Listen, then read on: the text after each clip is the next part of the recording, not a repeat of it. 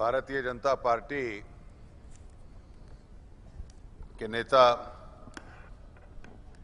हम सब के वरिष्ठ भाई श्री सत्यपाल मलिक जी, किसान मोर्चा के प्रमुख श्री ओम प्रकाश धनखड़ जी, श्री सिरोही जी, अनिल शर्मा जी, श्री हृदयनाथ सिंह जी और मित्रों,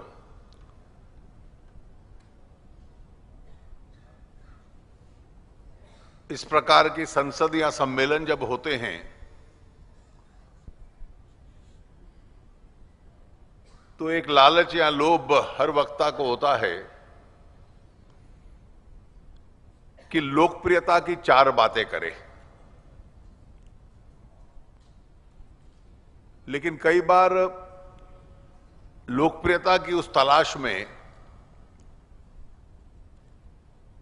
हम खड़े कहां हैं, इसका विश्लेषण करने की हमारी क्षमता कम हो जाती है।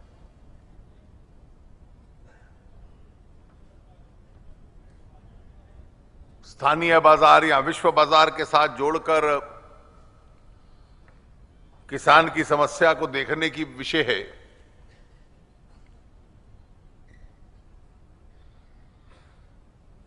देश की स्थिति, देश की अर्थव्यवस्था की स्थिति और उस व्यापक स्थिति से अलग करके किसान की परिस्थिति को नहीं देखा जा सकता।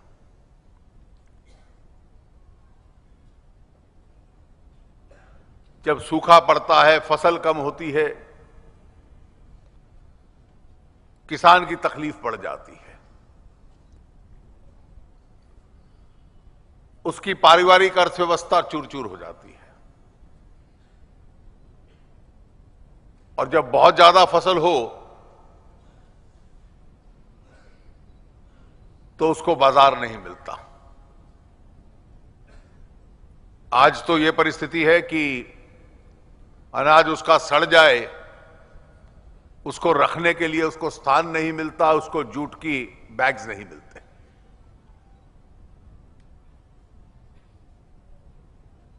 मैं मानता हूं कि इस देश की जो आर्थिक परिस्थिति आज है वो सबसे चिंताजनक है।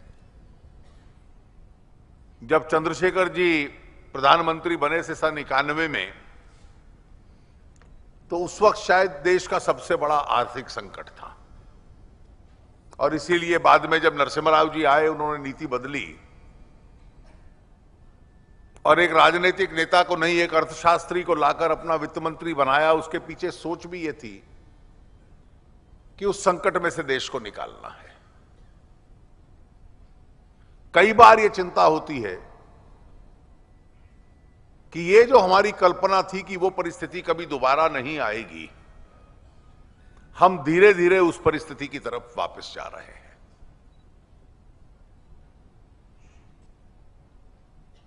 अर्थव्यवस्था के संबंध में निर्णय ले पाना, और कई बार निर्णय लेना वो एक कड़वा घूंट पीना भी होता है। हर निर्णय में लोकप्रियता नहीं होती, लेकिन देश हित में कई बार लेना पड़ता है। और निर्णय वो ले सकता है जिसमें नेतृत्व की क्षमता हो। जिसको केवल कुर्सी बचाने का लालच हो, उसकी निर्णय लेने की ताकत भी कमजोर होती है। आज आप पूरी दुनिया के आर्थिक विषयों पे जो पत्र पत्रिकाएं हैं वो पढ़ें तो कई बार डर लगता है कि देश किस दिशा में जा रहा है। और इस परिस्थिति से जूझने की सरकार की अब इच्छा भी नहीं लगती। किसी भी देश की, मैं किसानों के विषय पर कुछ समय बाद में आऊंगा, किसी भी देश की अर्थव्यवस्था और भारत जैसे देश की अर्थव्यवस्था कैसे चलेगी? यह स्वाभाविक है कि समाज में आर्थिक गतिविधि बढ़नी चाहिए, जिसको हम इकोनॉमिक एक्टिविटी कहते हैं, चाहे वो खेत में हो, कारखाने में हो, दफ्तर में हो, स्कूलों में हो, हर गतिविधि में आर्थिक गतिविधि है। जो घर में कर्मचारी काम करता है, जो फैक्ट्री में काम करता है, कारखाने में करता है, कोई स्कूल खोलता है, कोई कॉलेज खोलता है, कोई सेल्स ऑफिस खोलता है, कोई शोरूम खोलता है, कोई खेत में से फसल पैदा करता है, आज हर एक गतिविधि आर्थिक है। ये आर्थिक गतिविधि बढ़े, इसके लिए पूंजी चाहिए, निवेश चाहिए, उससे रोजगार बढ़ता है, अच्छा मुनाफा होता है। वो जमाना गया जब मुनाफे को खराब शब्द माना जाता था। जो घाटे का काम है वो कोई करेगा नहीं। जब फसल में किसान को घाटा होता है तो वो फसल छोड़ देता है। जिस कारखाने में घाटा होता है वो व्यवसाय छोड़ देता है। जिसके पास पैसा होगा वो सरकार को टैक्स भी देगा। जब सरकार की जेब में आमदनी होगी तो सरकार सिंचाई की भी योजना बनाएगी, सड़क भी बनाएगी, डैम भी बनाएगी, बिजली घर भी बनाएगी, गरीब के हित की योजनाएं भी बनाएगी, और उस सारी गतिविधि में से और आमदनी होगी तो आर्थिक गतिविधि और बढ़ेगी।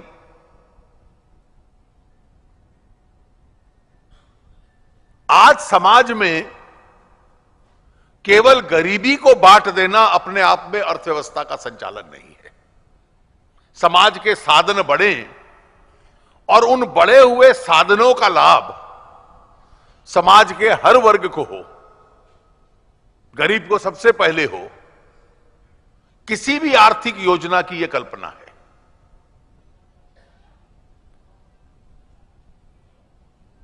लेकिन आज अर्थव्यवस्था में एक सुस्ती आई है और अगर आप भारत की अर्थव्यवस्था का ढांचा देखो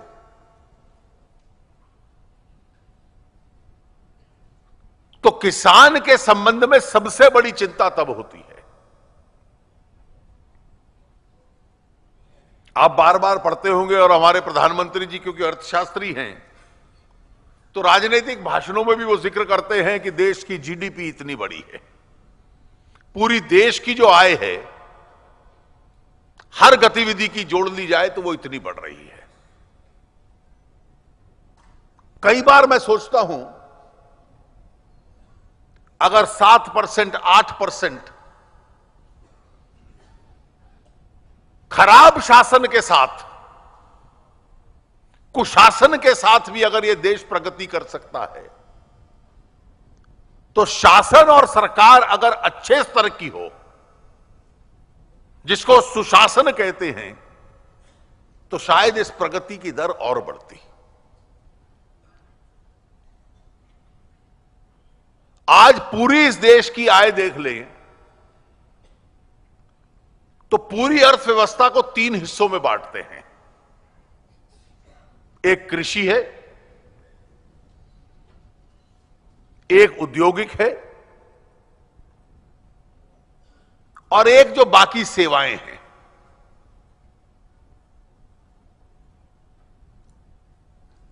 इस देश के 60% लोग कृषि में हैं, या उसका अपना खेत है या खेत में मजदूर है। अधिकतर लोगों की जो खेत है वो छोटा खेत है। अर्थव्यवस्था की भाषा में इसे स्मॉल एंड सबसिस्टेंस फार्मर कहते हैं। छोटा किसान जो केवल खेती से अपना पेट पाल लेता है। कुछ बड़ी हुई खेती हो तो उसको बेचकर जो घर के अन्य खर्चे हैं उनको पूरा कर सकता है। यह बड़ा किसान नहीं है। बड़े किसान की संख्या बहुत कम है। 60% लोग कृषि में हैं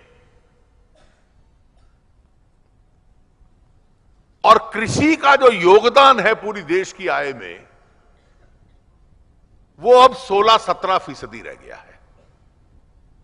जीडीपी का 16-17% हिस्सा अब कृषि से आता है।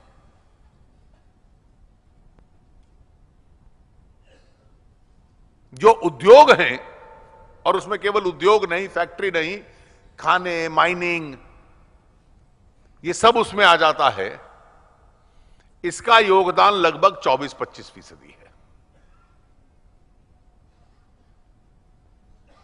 बाकी जो सेवाएं हैं इसमें, चाहे सरकारी कर्मचारी हैं, चाहे दुकानदार है, चाहे शैक्षणिक संस्थाएं हैं, चाहे कोई वकील, चार्टर्ड अकाउंटेंट, डॉक्टर है, अस्पताल है, ये सारा सर्विसेज सेक्टर होता है, आईटी है।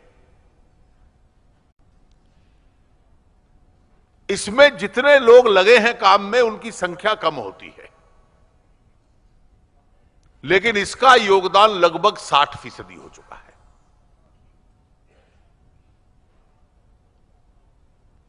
तो 60% सेवाओं का योगदान, लगभग 1/4 कारखानों का, मैन्युफैक्चरिंग का, औद्योगिक योगदान, और 16, 17, 18% की दर में रहता है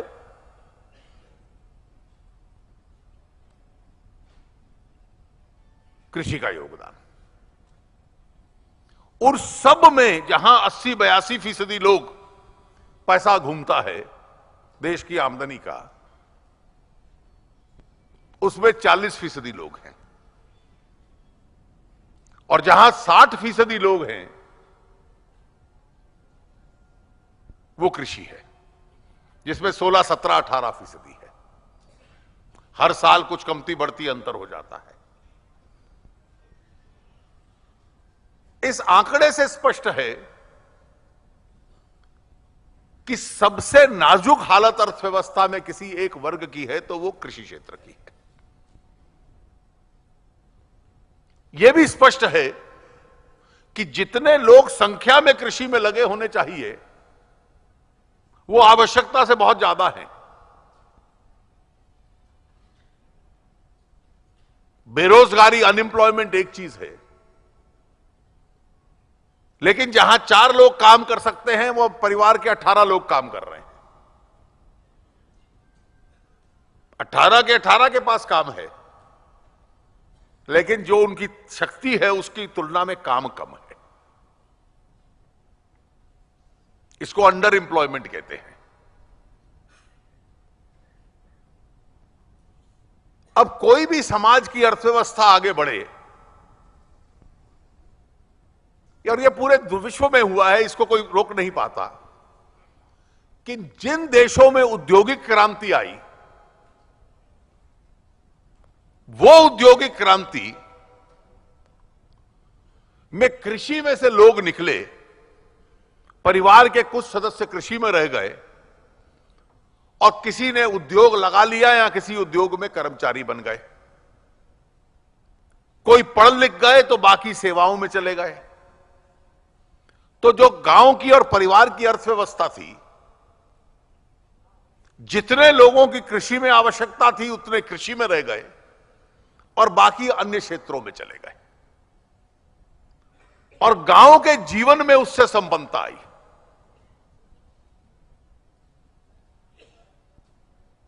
गांव में जो सुविधा थी वो लगभग उस प्रकार की सुविधा थी जैसी शहर में होती है। हमारे पुराने राष्ट्रपति कलाम साहब, वो बार बार अपने भाषणों में एक शब्द का प्रयोग करते थे, PURA, पूरा, जिसका अर्थ यह था कि ग्रामीण क्षेत्र के गांव में से लोग छोड़ के शहर में ना जाएं। यह तब होगा जब आर्थिक गतिविधि का केंद्र गांव बन जाएगा और गांव में रहने की सुविधा वो होगी लगभग वैसी जैसी शहर में उपलब्ध है। अपने देश में कम स्थान में है। आप गोवा में जाओ तो पता नहीं चलता कि शहर कहां समाप्त हुआ और गांव कहां शुरू हो गया। जो गांव के घर हैं लगभग शहर जैसे ही हैं। विदेशों में भी जो लोग शहरों के बाहर गांव में रहते हैं, ग्रामीण घरों का स्तर भी लगभग वैसा होता है। हमने न तो सुविधाएं दी, और आर्थिक क्रांति जो पूरी दुनिया में उद्योग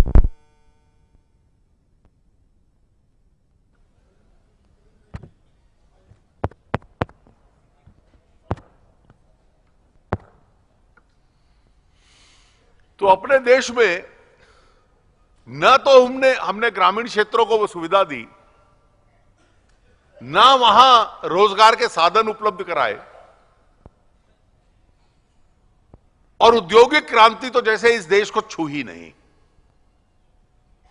औद्योगिक क्रांति समाप्त होने के बाद देश भर में छोटे मोटे बड़े उद्योग लगने शुरू हुए, और इसलिए आज जब इस समस्या का हल ढूंढना है तो चारों दृष्टियों से आपको सोचना पड़ेगा।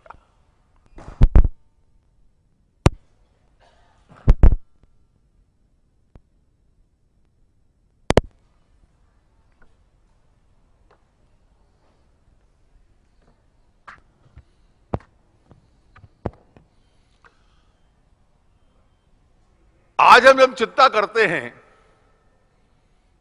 आप लोग आसपास के देश भर के क्षेत्रों से आए हैं दिल्ली में, तो आपको बड़े नगरों में लगता है कि बहुत सुविधाएं मिल गई, सड़कें अच्छी हो गई, फ्लाईओवर बन गए, बिजली उपलब्ध है, पानी उपलब्ध है, कोई भी आता है तो रोजगार उपलब्ध है। देश के कोने कोने से लोग मुंबई, दिल्ली, बड़े शहरों में जाते हैं। क्या हमने इस दृष्टि से ग्रामीण क्षेत्र का जो आर्थिक ढांचा था, अर्थव्यवस्था का कितना पैसा उसमें खर्चा? जब माननीय अटल जी प्रधानमंत्री थे तो पहली बार यह लंबी सोच आई कि हर गांव की सड़क को पक्का किया जाए, और केवल सड़क नहीं, बिजली की, पानी की, स्कूल की, स्वास्थ्य की, हर प्रकार की चिंता करने की आवश्यकता थी।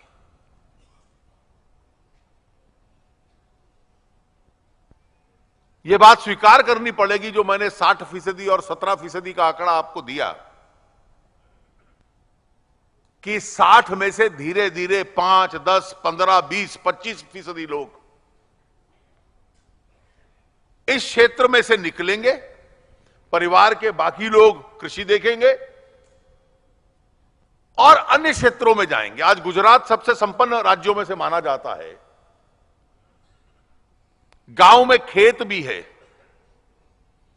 जो सफेद क्रांति आई दूध की,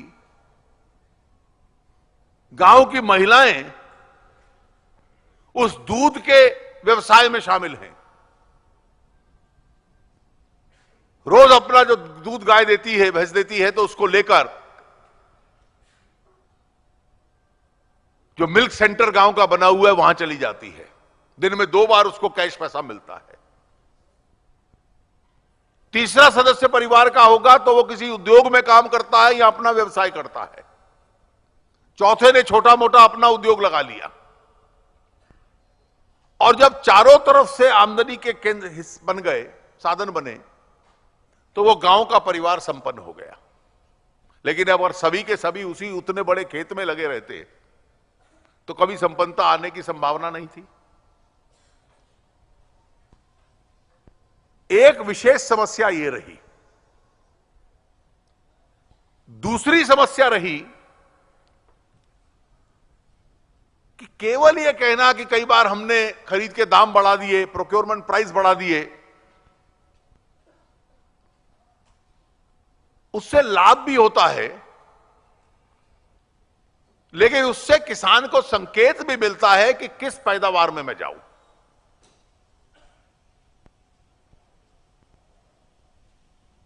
लेकिन केवल बढ़ने से किसान में संपन्नता आ जाएगी, उसके बावजूद भी आत्महत्याओं की संख्या इतनी क्यों बढ़ गई?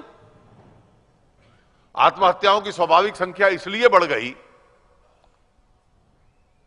कि जब किसान को लगता है कि मैं कर्जे के ट्रैप में घिरा जा रहा हूं, उसकी इनपुट की कीमतें, उसकी बिजली का खर्चा, पानी का खर्चा, बीज का खर्चा, फर्टिलाइजर का खर्चा,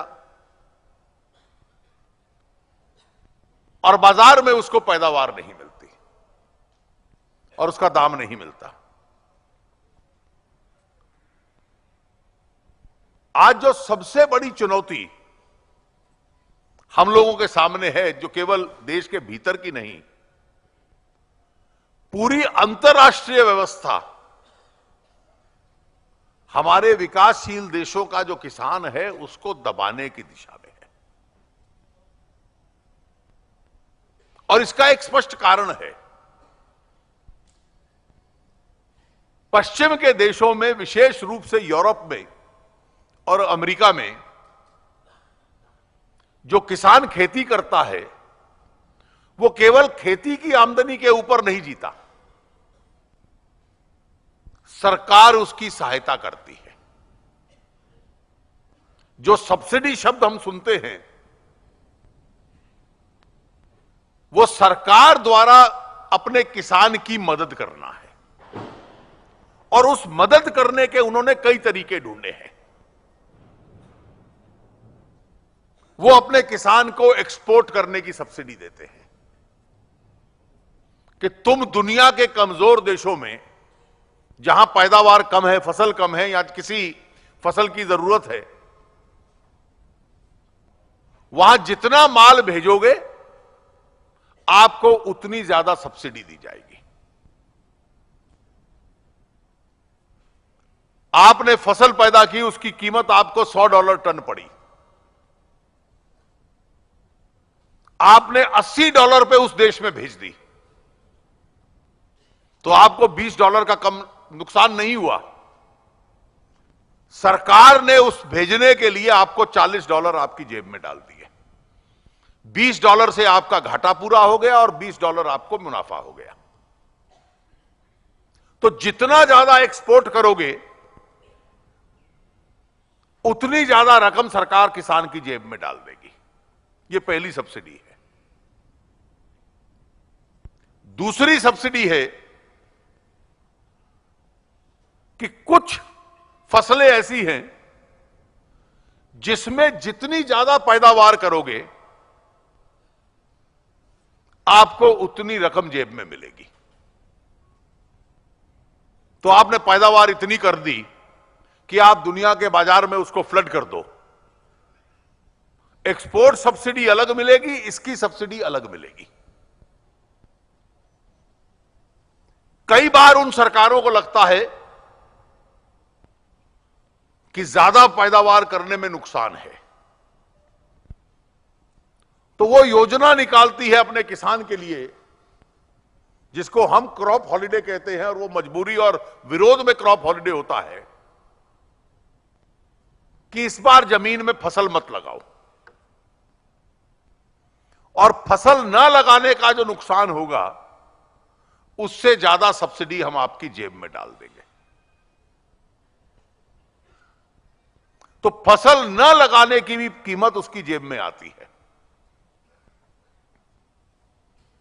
और इस सब के अतिरिक्त पर्यावरण या पशुपालन, इसमें अच्छा काम करोगे तो उसके लिए भी सब्सिडी आपकी जेब में डाल देंगे। यूरोप और अमेरिका की सरकार गाय पालन करने के लिए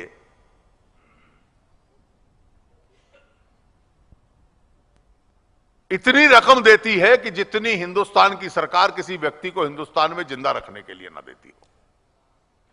अभी उत्तर प्रदेश में चुनाव हुआ तो हमारी पार्टी के घोषणा पत्र में था पशुपालन के संबंध में कि सरकार सहायता करेगी। तो जो अंग्रेजी के पत्र थे उन्होंने संपादकीय लिखने शुरू कर दिए, ये सरकार का काम है। तो मैंने कहा सरकार का काम नहीं तो किसका है? पूरा आप जाके यूरोप और अमेरिका में देख लीजिए।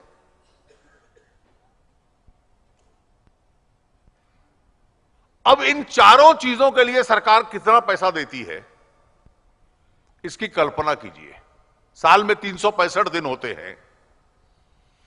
यूरोप और अमेरिका में 2 स्थानों पर $400 बिलियन साल का, उसका रुपए में मैं अनुवाद करके आपको बतलाता हूं, अपने किसानों की जेब में डाल देती है। आज के डॉलर रेट के ऊपर $1 बिलियन जो है, $1 बिलियन 5,000 करोड़ रुपए के बराबर है। और आजकल तो डॉलर का रेट बढ़ रहा है, तो लगभग 5,300 अगर आज का दर ले लूं,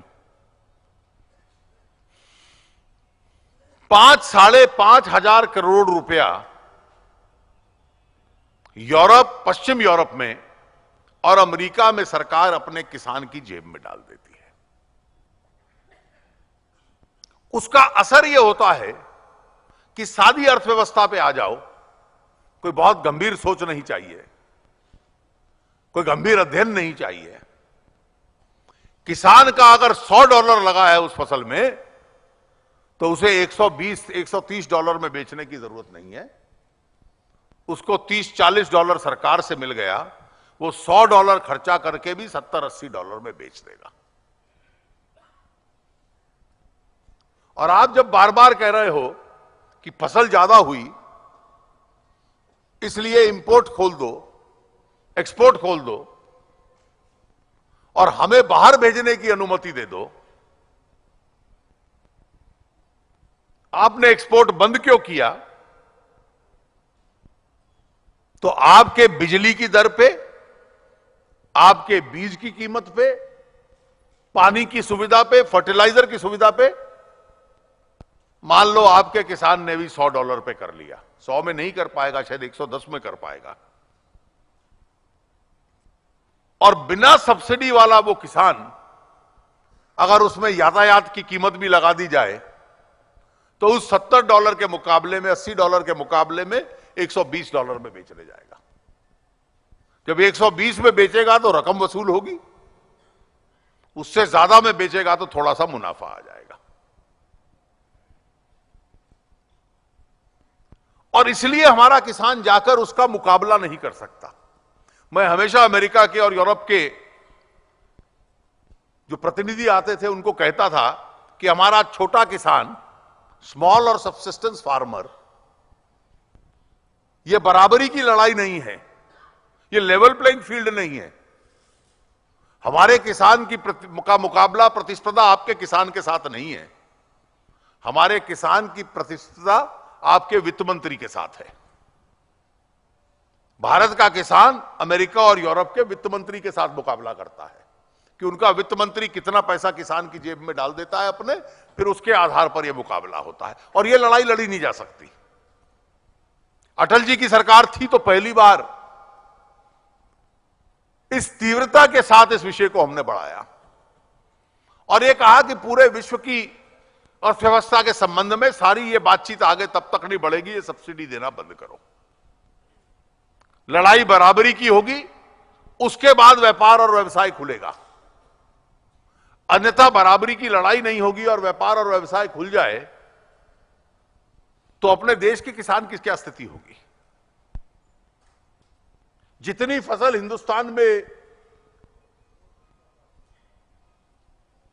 उगती है वो देश में बिक जाए, अगर किसान उसको बाहर नहीं भेज पाता, कई बार भेज पाता है जब विश्व के बाजार में कमी हो, वहां कीमत बढ़ रही हो, सरकार एक्सपोर्ट को खोल दे तो हम बाहर भेज पाते हैं। लेकिन बाहर नहीं भेज पाते तो ये जो मैदानों में पड़ा होता है, जिसके लिए बोरी नहीं है, जिसके लिए गोदाम नहीं है, केवल वो सड़ता है, केवल इतना मात्र नहीं, लेकिन जब देश के बाजार में सरप्लस आ जाता है तो यहां भी बाजार नीचे बैठ जाता है। हम उनका सामान सस्ता अपने देश में आए इसको रोक सकते हैं, लेकिन उस रोकने से केवल किसान का काम नहीं चलता। उसको रोकने से हमारा सामान बाहर नहीं जा पाता। हमारा सामान देश की मंडियों में या मैदानों में पड़ा हुआ है, और जब इतनी मात्रा में सामान यहां पड़ा हुआ है तो हमारी अपने माल की कीमत नीचे गिर जाती है। तो वहां की दी हुई सब्सिडी इस देश के बाजार के अंदर मंदी लाती है। अब दूसरी कठिनाई यह है कि उसको रोकने की दृष्टि से हम लोग अपनी कस्टम ड्यूटी बढ़ा देते हैं कि आपका दूध नहीं आ पाएगा, आपकी सब्जियां और फल नहीं आ पाएंगे। दो चीजें ऐसी हैं, खाने का तेल और दालें, जो हमें जरूरत है, तो जिसकी जरूरत है उसके ऊपर हम ड्यूटी कम रखते हैं, लेकिन जिसकी जरूरत नहीं है उसमें हम ड्यूटी बढ़ा देते हैं और बढ़ी हुई ड्यूटी एक दीवार की तरह बन जाती है। अब पूरी दुनिया ने हम पे दबाव डाला हुआ है कि ये जो दीवार बनाई हुई है आपने, इसको छोटा कर दो। और कहीं आज की परिस्थिति में ये छोटी हो गई तो देश के किसान का संकट और बढ़ जाएगा। जो कुल मिलाकर टैरिफ लाइंस हैं, जिसपे ड्यूटी लगाई हुई है, जो खाद्यान्न पदार्थों की है, लगभग 700 से ऊपर हैं। और इस वक्त जो बातचीत चल रही है, कई बार मुझे बातचीत सुनकर डर लगता है कि 28 से 32% तक उसकी ड्यूटी कम कर दो। अगर 28 से 32 तक कम हो जाती है तो कम से कम 70 ऐसी फसलें होंगी जिसके ऊपर असर पड़ सकता है। किसी ना किसी तरीके से इस बार उसको बचा भी लिया।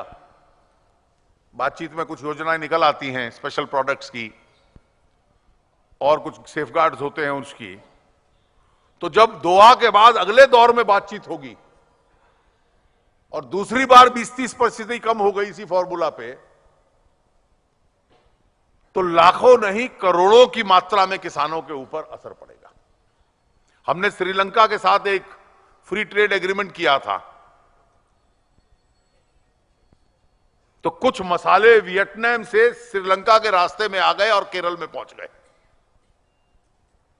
केरल के किसान जो वो मसाले उगाते थे, पूरी अर्थव्यवस्था उनकी चौपट हो गई।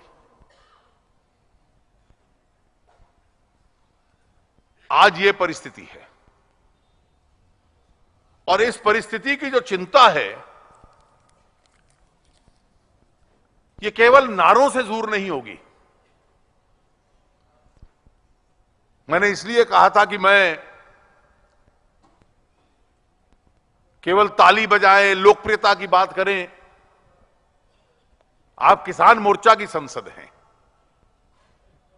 इस विषय को गंभीरता से सोचें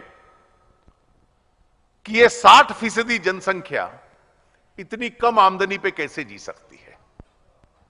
कृषि की जनसंख्या को थोड़ा कम करके अन्य क्षेत्रों में भेजना पड़ेगा, कृषि की आमदनी को बढ़ाना पड़ेगा। कृषि के ऊपर जो खर्चा होता है फसल के लिए, सरकार उसमें सुविधाएं बनाए। कुछ लोग मानते हैं कि भाई आप लोग विदेशों की सब्सिडी का विरोध कर रहे हो तो भारत में कैसे होगी। विकसित देशों के लिए प्रतिबंध है, कमजोर देशों के लिए इतना प्रतिबंध नहीं है।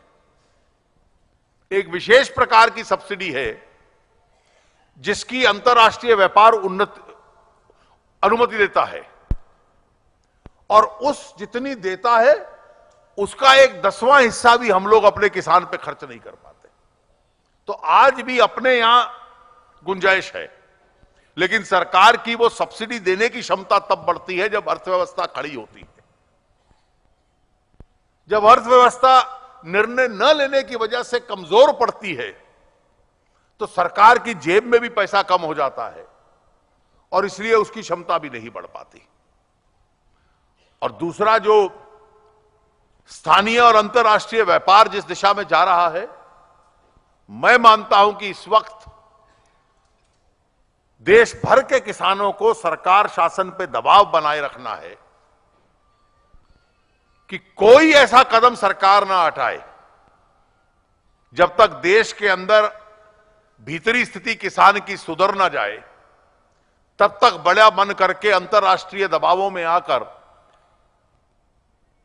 इसमें खुलापन लाना इस देश के किसान के खिलाफ एक बहुत बड़ा षड्यंत्र होगा। इसको रोकना चाहिए, और इसको रोकने के लिए भारतीय जनता पार्टी की जब सरकार एनडीए की थी तो हमारा जो ट्रैक रिकॉर्ड था कि इसकी खूब जोर से हम आवाज उठाते थे, जो गरीब देश थे, जो विकासशील देश थे, उसके नेता, उनके प्रवक्ता के रूप में भारत बनता था, उस भूमिका को भारत बनाता रहे। इस यूपीए की सरकार में एक कमजोरी हम लोगों ने देखी है कि कई बार बड़े देशों के दबाव में बहुत जल्दी आ जाती है। ये न आए, इसके लिए भारतीय जनता पार्टी तो संसद के अंदर और बाहर आवाज उठाएगी। इस देश के किसानों को भी संगठित होकर आवाज उठाए, ताकि इस आर्थिक संकट की इस परिस्थिति में से किसान के हित की हम लोग रक्षा कर पाए। आपका बहुत बहुत धन्यवाद।